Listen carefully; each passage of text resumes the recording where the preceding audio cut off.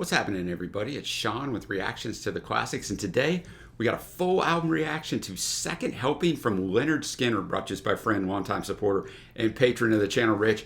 Thank you, Rich. Rich brought us a Lynyrd Skynyrd top 10 a long time ago, probably like a year and a half ago. That's the only Skynyrd we got up on the channel somehow, but Rich is remedying that with this one. And before we jump into this album, let's do a little background on Lynyrd Skynyrd themselves. They're an American rock band formed in Jacksonville, Florida. They were originally formed as My Backyard all the way back in 1964. I did not know that. And comprised Ronnie Van Zant on lead vocals, Gary Rossington on guitar, Alan Collins on guitar, Larry Junstrom on bass guitar, and Bob Burns on drums. The band spent 5 years touring small venues under various names and with several lineup changes before deciding on Lynyrd Skynyrd in 1969. They released their first album in 1973, having settled on a lineup that included bassist Leon Wilkeson, keyboardist Billy Powell, and guitarist Ed King. Burns left and was replaced by Artemis Powell in 1974. King left in 75, was replaced by Steve Gaines in 76. At the height of their fame in the 70s, the band popularized the southern rock genre with songs such as Sweet Home Alabama, our album opener here, and Freebird. After releasing 5 studio albums and 1 live album, the band's career was abruptly halted on October 20th, 1977, when their chartered airplane crashed, killing Ronnie, Steve Gaines, and backup singer Cassie Gaines, and seriously injuring the rest of the band. In 2004, Rolling Stone ranked them 95 on their list of the 100 greatest artists of all time. So say what you want about Rolling Stone, but if you end up on their 100 list of the greatest artists of all time, that's amazing.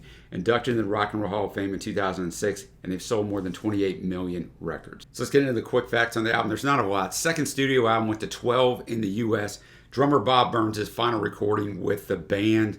After the success of their debut album, pronounced Lynyrd Skynyrd, their fan base continued to grow rapidly throughout 1973, largely due to their opening slot on The Who's Quadrophenia tour in the U.S. So I thought that was interesting. Skynyrd and The Who, you don't exactly think go together, but it really helps Skynyrd push through. This album features King, Collins, and Rossington all collaborating with Ronnie on the songwriting, and this was their breakthrough. One of the reasons why it was their breakthrough, of course, the main reason why, the album opener. You see it below. Sweet Home Alabama, written by Ed King, Gary Rossington, and Ronnie Van Zant. Second single was written in response to Neil Young's Southern Man, which was released in 1970, because it took the entire South to task for the bloody history of slavery and its aftermath. Young is name-checked in its lyrics. Reached number 8 in the U.S., becoming the band's highest charting single, went to 6th in Canada. None of the 3 writers of the song were from Alabama. Ronnie and Gary were both from Jacksonville, while Ed King was from Glendale, California. In an interview, Rossington explained the writing process. He said, "I had this little riff. It's the little picking part, and I kept playing it over and over when we were waiting on everyone to arrive for rehearsal. Ronnie and I were sitting there, and he kept saying, 'Play that again.' Then Ronnie wrote the lyrics, and Ed and I wrote the music." And he goes on to say it was written in answer to 2 songs by Neil Young, Southern Man and Alabama, because the songs took the entire South to the task for the bloody history of slavery and its aftermath. "We thought Neil was shooting all the ducks in order to kill 1 or 2, said Ronnie at the time. In Young's 2012 autobiography, he commented on his song. He said, "My own song, Alabama, richly deserved the shot Lynyrd Skynyrd gave me with their great record. I don't like my words when I listen to it. They are accusatory and condescending, not fully thought out, and too easy to misconstrue." Now, I will tell you, some people say there was never any heat between Skynyrd and Neil. There was heat between them, but it was quickly squashed. There's even famous pictures of Ronnie wearing a Neil Young t-shirt. Another part of this song was also controversial in its reference to George Wallace, the then governor of Alabama, and noted supporter of racial segregation. In 1975, Ronnie said, "The lyrics about the governor of Alabama were misunderstood. The general public didn't notice the words boo, boo, boo after that particular line, and the media picked up only on the reference to the people loving the governor." Further complimenting the racial politics of the song is the fact that Mary Clayton and Clyde King, 2 well-known African-American studio singers, served as backing vocalists on the track. In a 2013 interview, Mary Clayton, who of course famously is on Pink Floyd's Dark Side of the Moon album, spoke at length about her decision to take the job. In her recollection, her initial response was negative. Clyde King said the song was Sweet Home Alabama. There was a silence on the phone for quite a while. I said, "Clyde, are you serious? I'm not singing nothing about nobody's Sweet Home Alabama, period." Nonetheless, Clayton was persuaded to take the job to let the music be her protest. So I want to give you some good background. This song is iconic. People who don't even know who who Lynyrd Skynyrd are, who doesn't know the name of the song. They know this opening riff, right? It's one of the most famous opening riffs in all of music. I'll have the lyrics up as always. The music will not be in the video, but there's a Vimeo link below if you want to follow along with it there. Otherwise, it would get blocked and no one would see the video. All right, thanks again, Rich. There you have it, the iconic Sweet Home Alabama. I got to tell you, I used to hate this song because I thought it was pumping up racism, sort of, right? Because I just didn't know. And then when we started this channel and got into some Neil Young, and then I know there's a shout out against Neil there. I'll go over that in a minute. I was like, oh man, I love Neil. Okay, the heck with Lynyrd Skynyrd. But then once you understand it, like, no, not at all, man. It's not any of those things. But the instrumentation, first of all, man, Ronnie sounds great, but the instrumentation, you got Leon Wilkeson on bass, you got Ed King on lead guitar, but you also have Alan Collins on rhythm guitar in your left channel and Gary Rossington on rhythm guitar in your right channel, and he's also on acoustic guitar in your left channel. They really spent a lot of time mixing this. It's just crazy, like how much production was done on this song, and a bunch of other people kicking in a little bit on the Neil stuff as well. The second verse where I heard Mr. Young sing about her, and then they like in the backing, Southern Man. Well, I heard O'Neal put her down. Well, I hope Neil Young will remember a Southern man don't need him around. But like later on, Neil and Ronnie were such good friends that Neil kept trying to get Ronnie to come on stage to deliver the line, Southern man don't need me around anyhow. And if you don't know this, like Neil has a great song called Powderfinger. He actually offered it to Skynyrd in 1977, but they had the plane crash before they could record it, so he recorded it himself. But yeah, just a great rocking song. It's one of the most iconic songs in classic rock history. I would say in all of rock history. Like I said, everybody knows this song, almost everybody, even if they don't know who sings it or what the name of it is. Now we go to the second track. I don't have any background on I Need You, written by King, Rossington, and Van Zandt. I Need You. Obviously elements of Southern rock in there with the guitar work, but also a pretty bluesy song as well. That one was really nice. And, lyrically, I think this thing is written to a girl. He's away, so maybe he's out touring, right? They're writing it from that perspective. But ain't no need to worry. There ain't no use to cry, because I'll be coming home soon to keep you satisfied. I get so lonely that I feel I can't go on.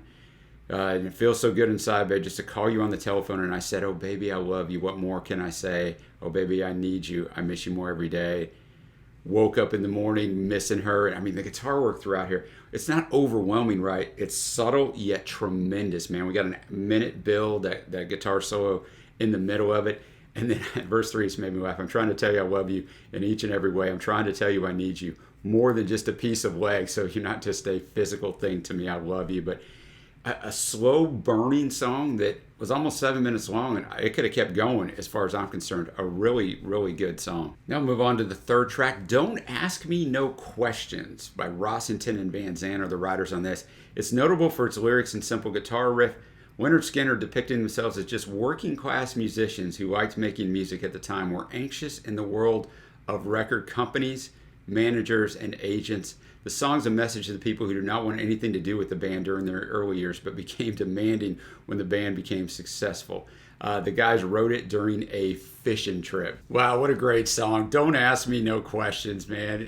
It's just, I mean, you get the whole idea, man, what it would be like, right, to not be famous and then all of a sudden be famous, and everybody, everybody comes out of the woodwork and wants to ask you these questions and wants a piece of you, man. And that's what this song is all about. Well, every time that I come home, nobody wants to let me be. It seems that all the friends I've got just got to interrogate me. Well, I appreciate your feelings, and I don't want to pass you by, but I don't ask about your business. Don't ask about mine. Then there's no chorus yet. He goes into verse 2. Well, it's true, I love the money, and I love my brand new car. I like drinking the best of whiskey and playing in a honky-tonk bar. But when I come off the road, well, I just got to have my time, because I got to find a break in this action, else I'm going to lose my mind, right? Because you're getting so much attention on the road. Everybody just wants a piece of you, and are screaming and yelling and asking you questions. Then you come home, you want to be able to chill and just be who you are and who you've always been. But now all of a sudden your friends and even your family probably views you in a different way, right? And so that would drive me nuts too. And then of course, they don't ask me no questions, and I won't tell you no lies. So don't ask me about my business, and I won't tell you goodbye. That's right. And then he talks about he can't get sleep because people are always calling him and stuff. So I like the very end of the outro. I said, Don't ask no stupid questions and I won't send you away. If you want to talk fishing, well, I guess that'll be okay. And I saw where Gary said that him and Ronnie's dream were one day to own a fishing camp.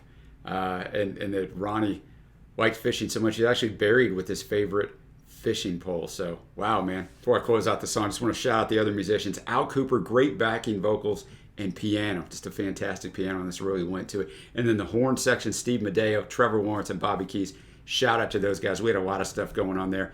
Now we're going to finish off the A side. I don't have anything on the song itself, but Working for MCA, written by King and Van Zandt. I can imagine what this is about, but I haven't looked at the lyrics. Let's check it out. Working for MCA. I mentioned it during the reaction. I imagine that's Ed King on that great guitar work on here, but Alan and Gary are also credited as guitarists, and only on Sweet Home Alabama does it say who's playing lead and rhythm, but I imagine that's it. But guitar work's fantastic. The drumming by Bob Burns really shines on this. The song's great, right? So I didn't mention at the start, Al Cooper produced this record, right? And he comes up in this because 7 years of hard luck coming down on me from the Florida border, yes, up to Nashville, Tennessee. I worked in every joint you can name, Mr. Every Honky Tonk. Along came Mr. Yankee Slicker, saying, maybe you're what I want. Mr. Yankee Slicker was Al Cooper, who produced the song. He actually didn't play keyboards on this. The keyboards were great on here. The keyboards were played by Billy Powell, but Al played keyboards on a lot of these songs. And then the chorus, want you to sign your contract, want to sign you today, going to give you lots of money working for MCA. Hey, man, that sounds great. Now, verse 2, $9,000, that's all we could win. Now, I'm talking $9,000 split in many ways in a band. This is even $9,000 to an individual. But we smiled at the Yankee Slicker, Al, with a big old southern grin. They're going to take me out to California, going to make me a superstar. So that's where Al took him to record their albums. Just pay me all my money, mister. Maybe you won't get a scar. Maybe I won't come after you. And then a great electric piano and guitar solo after the chorus again. And oh, suckers took my money since I was 17. If it ain't no pencil pusher, then it's got to be a honky-tonk queen. But I'll sign my contract, baby, and I want you people to know that every penny that I make, I'm going to see where my money goes. And then finish out with that chorus. But, you know, it's been documented well on this channel when we talk about a lot of these artists. But, man, you know, record companies took advantage of so many of these artists. On the other hand, they signed a lot of artists that never made it and lost money. But, man, they took advantage of a lot of these guys. A good way to finish out side A. Now, as you see below, we start out side 2 with the Ballad of Curtis Loew. And there's going to be a little bit of info on this one. Written by Alan Collins and Van Zandt. Ed King says, quote, the original version of the band only played Curtis Loew one time on stage. We're playing in a basement in some hotel and thought we'd try it. We never played it again until the tribute tour with Johnny Van Zandt, like years and years later. In the song, a young boy wakes up early and searches for soda bottles to cash in at the local store. He gives the money to an old black man named Curtis Loew who buys wine and plays blues songs on his old dobro guitar for the boy all day. The boy often returns to hear Curtis play, despite receiving beatings from his mother. He idolizes Curtis, seeing him as, quote, the finest picker to ever play the blues, and scorns the local people's opinion that he was useless. When Curtis dies, no one attends his funeral, and the narrator laments his passing. I wish that you was here so everyone would know. The band's website says the song is based on a composite of people who actually lived in the Van Zandt's original neighborhood in Jacksonville, Florida. Specifically, the country store is, quote, is based on Claude's Midway Grocery in Jacksonville, so shout out to Claude. The specific spelling of the surname comes from Ed King writing the liner notes for the second helping and deciding to name the bluesman after the Jewish Lowe's Theater.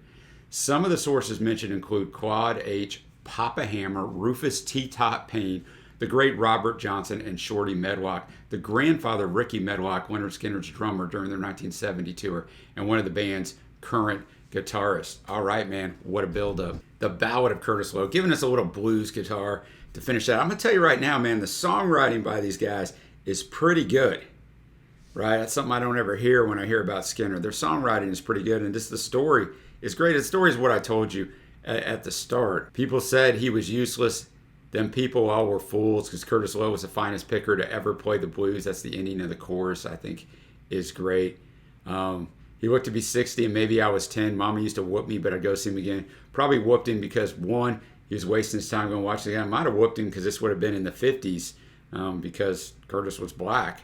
I'd clap my hands, stomp my feet, try to stay in time. He'd play me a song or two, then take another drink of wine. The very last verse, verse 4, on the day old Curtis died, nobody came to pray.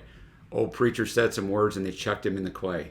Well, he lived a lifetime playing the black man's blues, and on the day he lost his life, that's all he had to lose because he didn't have anything to his name. I just thought that was really, really powerful, man. And it finished out. Then people all are fools because Curtis, you're the finest picker to ever play the blues. You get that little blues guitar. So, man, that song was nice. Now we go on to Swamp Music, written by King and Van Zandt. Swamp Music, as you would expect, had that swampy sound, little CCR sound on the guitar, kind of driving it through. Just about basically, he just wants to hang out in the swamp. He would rather do that. Verse 2 gets into a little bit of he's going to go catch some fish, so that love that Ronnie had for that. Verse 3, hey, pretty mama, Lord, just take that city hike. Said, go ahead, pretty mama, Lord, just take your city hike. Well, I'd rather live with the hound dogs for the rest of my natural born life. I don't want to be no city guy, man. I'll take my swamp music, live out here with my dog, do my fishing, do my thing. So that's kind of what that song is rocking, a fine song. Now we go to The Needle and the Spoon. It's about the use of drugs and the damage it can have on you physically and psychologically. On the album Street Survivors, they would address this topic again with That Smell. Focuses specifically on the results of the use of heroin. The spoon represents what you cook heroin in, and the needle is a syringe to shoot the drugs in your veins. I mentioned at the start, we did a top 10 list for Rich for Lynyrd Skynyrd probably a year and a half ago. I'll link it on the end screen of this video if you want to go watch it. It's great. He did a great job with it. But this song was on there, and Sweet Home Alabama was on there. Don't want to ruin it for you if you go watch it, but now you know 2 of the 10 songs. But I don't remember this. I just remember that I've heard this song. The Needle and the Spoon. 2 years previous to this, a Neil Young connection. Again, he did The Needle and the Damage Done on the iconic album Harvest, which we have a review of. I don't know that was any sort of influence. A lot of people were doing heroin back then. 30 days, Lord, and 30 nights. I'm coming home on an airplane flight. Mama waiting at the ticket line. Tell me, son, why do you stand there crying in that chorus? It was the needle and the spoon and a trip to the moon. Took me away. Verse 2 tells you 7 doctors couldn't help my head. They said, you better quit, son, before you're dead. Verse 3, I've seen a lot of people who thought they were cool, but then again, Lord, I've seen a lot of fools. Well, I hope you people, Lord, I can hear what I say. You'll have your chance to hit it someday. And then, of course, don't mess with the needle or the spoon or any trip to the moon. I'll take you away. And then goes into the outro, or they're going to bury you, boy. Don't mess with the needle. Now, I know. And they did a little production technique on that, I know, and it kind of fades out into this guitar solo, which I thought was good because it was kind of like what you would see as almost a cinematic type of production. I know. So enjoyed that one. Like I said, I heard it once. I didn't remember it. And I said there were 2 songs on the top 10 that Rich sent us off this album. There's actually 3 because our final song, Call Me the Breeze, was also on the top 10. So I've already ruined 30% of the top 10 for you, but go watch it anyway. It's fantastic. Originally a J.J. Cale song, and it appeared on his 1972 debut album. On his version, it consists of a 12-bar blues guitar shuffle and features the early use of a drum machine. Lots of people have covered this song. This one being the most popular. J.J. Cale's great. A lot of Eric Clapton tie in there, but he's just a great underrated guy that doesn't get the due he deserves because a lot of other people got rich and famous off his songs. Call Me the Breeze, a fitting way to end this thing. Billy Powell killed it on the keyboards here. Kind of a rockabilly style. The horns are fantastic. Steve Matteo, Trevor Lawrence, and then Bobby Keys on that sax. I mean, just everybody's working on all cylinders on this song, musicianship-wise. And then I think the message of the song, it's just a great way to sequence out the end of the album. Call Me the Breeze. I mean, I'm just free-flowing, man. Like, I got no worries, man. I'm just in with the wind. I don't have any pressures. Like, if everybody could live this way, it'd be fantastic. Call me the breeze. I keep blowing down the road. Well, now they call me the breeze. I keep blowing down the road. I ain't got me nobody, and I don't carry me no load. Ain't got nobody to worry about but himself. Ain't no changes in the weather. Ain't no changes in me. I ain't hiding from nobody. Nobody's hiding from me. Oh, that's the way it's supposed to be. This guy's got no worries, right? He's got no worries of life. You get the great guitar solo in there. He might go out to California. He might go down to Georgia. You know, he can do whatever he wants, man. Then you get a great piano, that keyboard solo in there, which was fantastic. And talking about the Georgia peaches, but I don't love me no one woman, so I can't stay in Georgia long. I mean, and then they repeat it with they finish with verse 1 and then outro, Oh, Mr. Breeze. So what a great way to finish this album. That's going to bring me to my favorite tracks. There's only 8 songs on this album. Honorable mention is going to be The Needle and the Spoon and Don't Ask Me No Questions. My faves, obviously Sweet Home Alabama. I Need You, the second track, very underrated.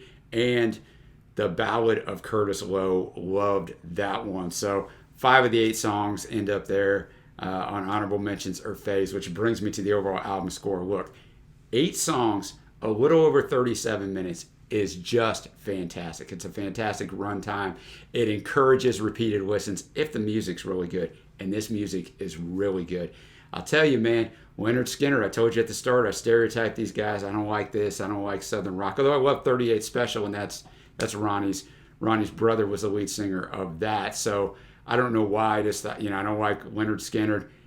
We did the top 10 for Rich, as I mentioned. I'm like, oh, you know what? Lynyrd Skynyrd's really good. Now listening to a proper album of theirs, really good. Writing is very good and underrated because I always hear about the musicianship. Obviously, that's fantastic. Tragic the way things turned out for these guys. Who knows how much more famous they would have been, but I really enjoy this, man. I'm going to be at a sky-high 8.5 on this thing, which I don't give many 8.5s or above on first-time album reactions if you watch this channel. This was super good, so thank you, Rich, for enlightening me. Thank you, everybody, for watching. Thank you to all the patrons who support this channel. If you'd like to be like Rich and support us in any way, everything helps. It keeps the lights on around here and allows us to make these videos every single day. Check out the link below or the Patreon link on the end screen, where I'll also put Rich's Lynyrd Skynyrd top 10 that we did. Until next time, guys, I will see you.